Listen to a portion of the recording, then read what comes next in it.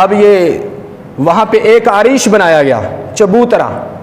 جب یہ صف بندی ہوگی اور آقا کریم علیہ الصلوۃ والسلام نے جہاں پہ بیٹھ کے معائنہ کرنا تھا، جہاں پہ حضور علیہ الصلوۃ والسلام بیٹھ کے معائنہ کر رہے تھے جنگ کا، وہ وہاں پہ ایک چبوترا عریش بنایا گیا. عربی میں اسے عریش کہتے ہیں. چبوترا نما جگہ بنائی گئی، چھپر بنایا گیا. اس چھپر کے نیچے آقا کریم علیہ الصلوۃ والسلام بیٹھ کے پوری جنگ کو ملاحظہ فرما رہے تھے، پورے اس بدر کے میدان کو دیکھ رہے تھے. میرا آقا کریم علیہ الصلوۃ والسلام کو وہ چبوترا بنایا کہ وہاں پہ آقا کریم علیہ الصلوۃ والسلام نے تشریف فرما ہونا تھا. اب صحابہ کرام کے اندر یہ جستجو پیدا ہوئی کہ حضور کی حفاظت کون کرے گا، کیونکہ مسلمانوں کی کفار کے ساتھ جنگ ہے اور کفار اس وقت بڑی طاقت کے ساتھ آئے ہوئے ہیں. وہ 1000 کا لشکر، ہم 313 ہیں. تو صحابہ کرام تو جا کے آگے لڑیں گے، اور کچھ صحابہ کرام نے حضور کا بھی تو خیال کرنا، کہیں ایسا نہ ہو کہ ظاہری بات ہے جو مین قیادت ہوتی ہے اسے نشانہ بنایا جاتا ہے. تو حضور علیہ الصلوۃ والسلام مسلمانوں کی جانب سے ایک مین قیادت تھے، اور حضور علیہ الصلوۃ والسلام اس عریش کے نیچے بیٹھے ہوئے تھے، اس چبوترے پہ بیٹھے ہوئے تھے. تو اب انہوں نے کہا کہ کون حضور علیہ الصلوۃ والسلام کی حفاظت کرے گا. اب یہ بہت بڑی ڈیوٹی تھی کہ حضور علیہ الصلوۃ والسلام کی حفاظت کے لیے مامور ہونا. ویسے تو اللہ تبارک و تعالیٰ نے حضور علیہ الصلوۃ والسلام کی حفاظت رب نے فرمانی تھی، لیکن ظاہری طور پہ تو کچھ نہ کوئی اسباب پیدا کرنے ہوتے ہیں. تو اب کوئی بھی آگے بڑھنے کے لیے تیار نہیں تھا. بہرحال جب یہ بات چل رہی تھی، جناب سیدنا ابو بکر صدیق رضی اللہ تعالی عنہ تلوار پکڑ کے اور جمپ لگا کے آگے آئے اور آ کر کہنے لگے کہ میں حضور علیہ الصلوۃ والسلام کی حفاظت کے لیے مامور ہوتا ہوں. اور آقا کریم علیہ الصلوۃ والسلام اس عریش کے نیچے بیٹھے ہوئے ہیں، صحابہ کرام آگے جا کے لڑ رہے ہیں، اور میرے آقا کریم علیہ الصلوۃ والسلام رب کی بارگاہ میں دعا کر رہے ہیں، یا باری تعالیٰ یہ چند لوگ ہیں، چند مٹھی لوگ ہیں، اگر آج یہ اس کے اندر جنگ کے اندر ناکام ہو گئے پھر قیامت تک تیرا نام لینے والا کوئی باقی نہیں رہے گا. یا باری تعالیٰ ان کی مدد فرما. تو اللہ تبارک و تعالیٰ نے پھر 6000 فرشتوں کے ذریعے مسلمانوں کی مدد فرمائی اور مسلمانوں کو اس جنگ کے اندر کامیابی ملی.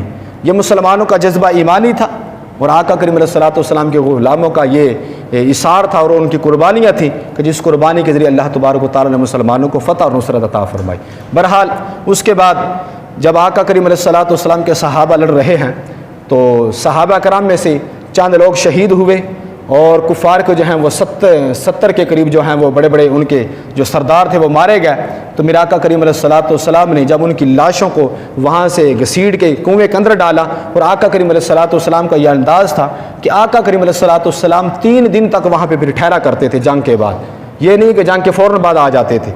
حضور علیہ الصلوۃ والسلام 3 دن تک وہاں پہ ٹھہرا کرتے تھے، اور بہت سارے لوگوں کو وہاں پہ قیدی بنایا گیا. بہت سارے جو کفار تھے وہ قیدی بھی بنے. میرے آقا کریم علیہ الصلوۃ والسلام نے ان قیدیوں کو رسیوں کے ساتھ ان کو باندھ دیا گیا، اور وہ رات کو جب وہ اپنی تکلیف کی وجہ سے پھر وہ روتے، انہیں تکلیف ہوتی، وہ قہراتے، تو ان کے اندر حضور علیہ الصلوۃ والسلام کا چچا حضرت عباس رضی اللہ تعالیٰ بھی تھے. میرے آقا کریم علیہ الصلوۃ والسلام نے جب ان کی آواز کو سنا تو حضور علیہ الصلوۃ والسلام غمگین ہوئے. میرے آقا کریم نے فرمایا کہ مجھے اپنے چچا کے قہرانے کی آواز آتی ہے.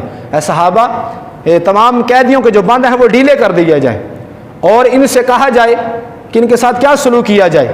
وہ کہنے لگے کہ ہمیں تو پتہ ہے کہ آپ اللہ رب العزت کے رسول ہیں اور آقا کریم علیہ الصلوۃ والسلام رحمۃ للعالمین، آپ ہم سے اچھے ہی سلوک کریں گے. تو میرے آقا کریم علیہ الصلوۃ والسلام نے فرمایا صحابہ پھر ان کے ساتھ کیا معاملہ کرنا چاہیے. جناب سیدنا عمر بن خطاب رضی اللہ تعالیٰ عرض کی یا رسول اللہ انہوں نے ہمیں بڑی تکلیفیں دی ہیں، انہوں نے ہمیں بڑا پریشان کیا ہے، ان کے رشتہ داروں کے حوالے کیا جائے اور ان کے رشتہ دار انہیں قتل کر دے. یعنی کہ جتنے مسلمان ہیں اور جو مسلمان ان کے رشتہ دار لگتے ہیں ان کو ان کے حوالے کیا جائے تاکہ ان کو قتل کر دیا جائے. یہ انہوں نے بڑیاں تکلیفیں ہمیں دی ہیں، بڑی پریشانیاں دی ہیں.